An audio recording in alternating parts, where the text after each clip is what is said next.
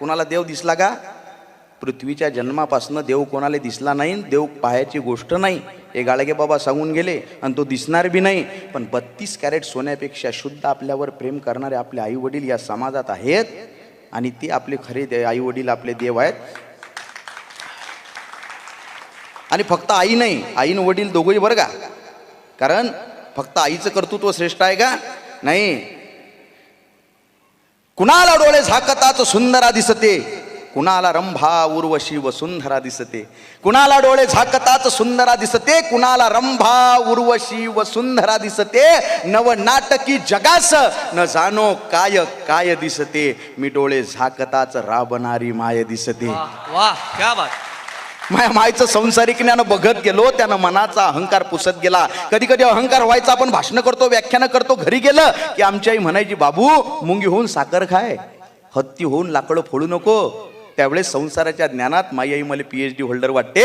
माया मायचं संसारिक ज्ञान बघत गेलो, त्यानं मनाचा अहंकार पुसत गेला आणि सतत चालणाऱ्या बापाच्या पायाच्या भेगाईत मला यशाचा मार्ग दिसत गेला.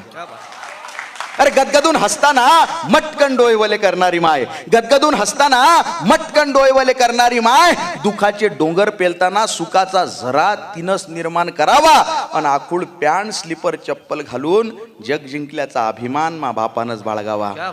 अरे दुःखातून सुखाचे क्षण पाखडायले, दुःखातून सुखाचे क्षण पाखडायले आणि गवसलेल्या क्षणात अख्खं जीवन जगायले मले मा माईनं शिकवलं. दुःखातून सुखाचे क्षण पाखडायले आणि गवसलेल्या क्षणात अख्खं जीवन जगायले मले मा मायनं शिकवलं.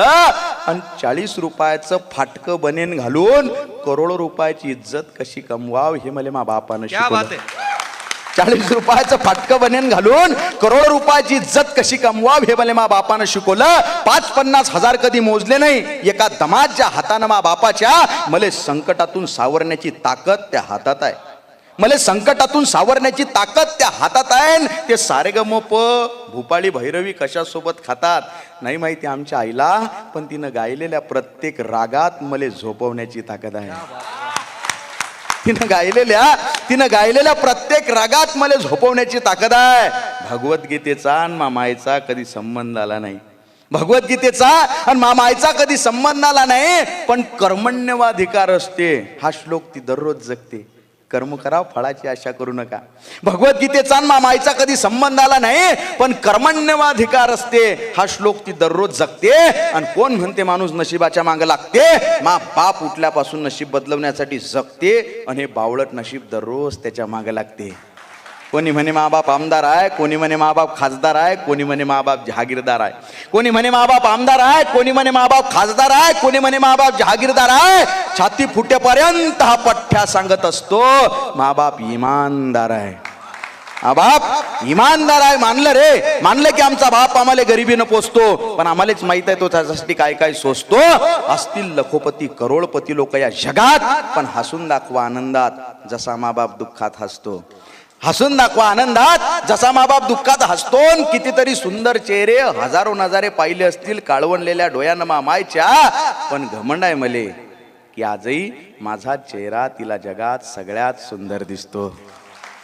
भाऊ मातीचं घर, मातीचं अंगण, मातीची चूल, अख्खा आयुष्य मा माईनं मातीतच कालवलं. मातीचं घर, मातीचं अंगण, मातीची चूल, अख्खा आयुष्य मा माईनं मातीतच कालवलं. लोक म्हणती असतील बापाले की काय तो कमावलं. अरे कमावील कसा, अख्खा आयुष्य मा बापानं माणूस बनण्यातच घालवलं. शेवटी नामजप करायले, पूजा अर्चा करायले येळच नाही मा मायले. शेवटी नामजप करायले, पूजा अर्चा करायले येळच नाही मा मायले. तरी तिच्याच मनात मले खरा ईश्वराप्रती भाव दिसतो. आणि मंदिरात जाणं सोडलं रे मी बी, कारण उन्हानं काळवणलेल्या मा बापाच्या पाठीवरच मले संध्याकाळी देव दिसतो.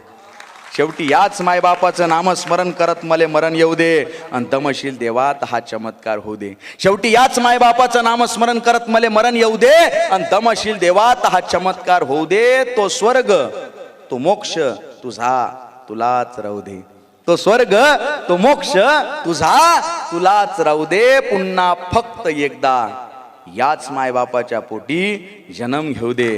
पुन्हा फक्त एकदा याच मायबापाच्या पोटी जन्म घेऊ दे. धन्यवाद.